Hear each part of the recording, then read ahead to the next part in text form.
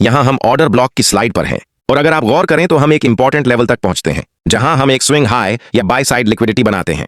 हम इस हाई को स्वीप करते हैं और फिर इस सिंगल या series of up close candles की ओपनिंग प्राइस से नीचे डिस्प्लेस होकर क्लोज करते हैं जो इस इंपॉर्टेंट लेवल पर है। ये कैंडल यहाँ ओपनिंग प्राइस से नीचे डिस्प्लेस होकर क्लोज करती है जिससे ये वैलिडेट हो जाती है बतौर ऑर्डर ब्लॉक। जब प्राइस दोबारा इस ऑर्डर ब्लॉक में रिट्रेस करती है तो ये रेसिस्टेंस के तौर पर इस्तेमाल होता है ताकि मजीद नीचे जा सके। इसी तरह नीचे यहाँ प्राइस एक इंपॉर्टेंट लेवल की तरफ बढ़ती है और सेल साइड लिक्विडिटी बनाती है।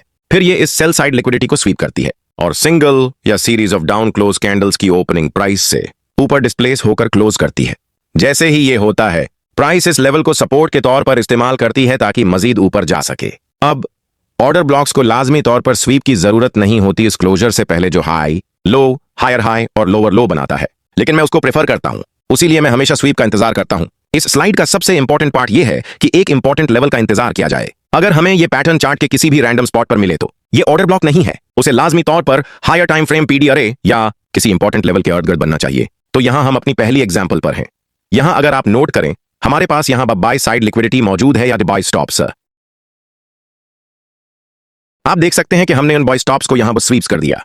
अब अगर हमें उन अप क्लोज कैंडल्स के नीचे क्लोज और डिस्प्लेसमेंट मिल जाती है इस ओपनिंग प्राइस के नीचे तो हमारे पास एक ऑर्डर ब्लॉक बन जाएगा। चलिए देखते हैं कि आया वो बनता है।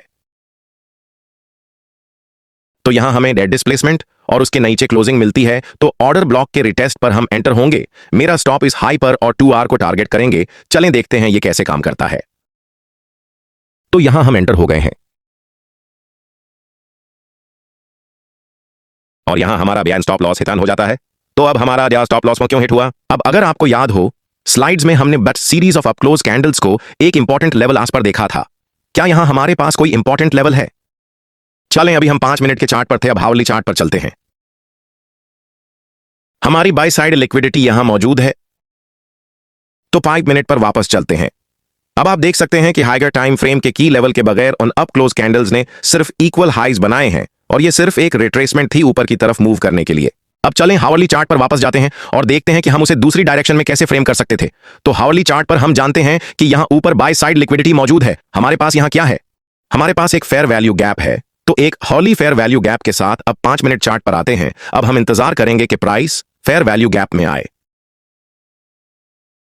यहां अब प्राइस ने फेयर वैल्यू गैप में टैप कर दिया है तो अब हमारे पास किया मुकम्मल हुआ है। हमारे पास ये एक इंपॉर्टेंट लेवल है तो अब मैं यहां एक स्वीप का इंतजार कर रहा हूं। हमें यहां स्वीप मिल गया है। अब अगर हम इस डाउन क्लोज कैंडल कवायक इंपॉर्टेंट लेवल में लिक्विडिटी स्वीप करने के बाद वैलिडेट करना चाहें तो हमें कहां क्लोजिंग चाहिए? मैं इस डाउन क्लोज कैंडल की ओपनिंग प्राइस के ऊपर क्लोजिंग देखना चाहता हूं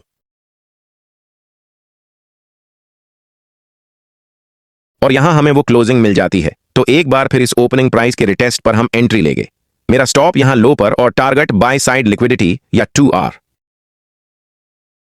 चलें देखते हैं ये कैसे काम करता है। और आप देख सकते हैं हमारा टीपी हिट हो चुका है। तो आप देख सकते हैं कि ये एक वैलिड ऑर्डर ब्लॉक नहीं है क्योंकि ये हाइगर टाइम फ्रेम लेवल से महरूम है, जबकि ये ऑर्डर ब्लॉक एक हाइगर टाइम फ्रेम लेवल या हावरली फेयर वैल्यू गैप में टैप करता है और ट्रेंड के साथ जा रहा है। अब चलें पीडीएफ में वापस चलते हैं ताकि ऑर्डर ब्लॉक के मीन थ्रेशोल्ड के साथ साथ बाय साइड और सेल साइड पर मौजूद ऑर्डर ब्लॉक्स के बारे में सीख सकें। तो ऑर्डर ब्लॉक का मीन थ्रेशोल्ड क्या होता है? आपने पिछले हिस्से में सीखा था कि ऑर्डर ब्लॉक क्या होता है। ऑर्डर ब्लॉक को देखते हुए सिंगल या सीरीज ऑफ कैंडल्स का 0.5 फिब लूंगा बॉडी लो से बॉडी हाई तक ताकि इस ऑर्डर ब्लॉक का 50% मार्क कर सकूं। ये हमारा मीन थ्रेशोल्ड है। अगर प्राइस ने इस ऑर्डर ब्लॉक को रिस्पेक्ट करना है तो मैं मीन थ्रेशोल्ड या इस ऑर्डर ब्लॉक के 50% से नीचे कोई क्लोजिंग नहीं देखना चाहता। तो आप यहां देख सकते हैं कि एक बार जब हम इस ऑर्डर ब्लॉक को वैलिडेट कर लेते हैं तो प्राइस इस ऑर्डर ब्लॉक के 50% लेवल को रिस्पेक्ट देके ऊपर की तरफ मूव करती है। ज्यादातर मेरा फोकस किसी भी ऑर्डर ब्लॉक के मीन थ्रेशोल्ड को ही इस्तेमाल करने का होता है जब हमारे पास लार्जर सीरीज ऑफ कैंडल्स हूं जहां ओपनिंग प्राइस से एंट्री लेने की कोई सेंस नहीं बनती। चलें उसकी एक एग्जांपल देखते हैं।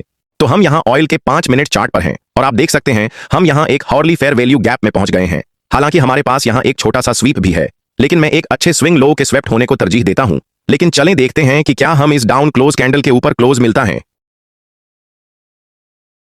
आप देख सकते हैं हमें क्लोज नहीं मिला और फिर अब हमें क्या मिल रहा है? एक और लोअर टाइम फ्रेम स्वीप।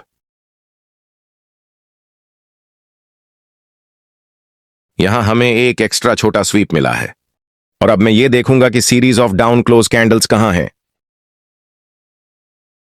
यहां पर। तो मैं प्राइस को इन कैंडल्स के ऊपर क्लोज होता देखना चाहता हूं।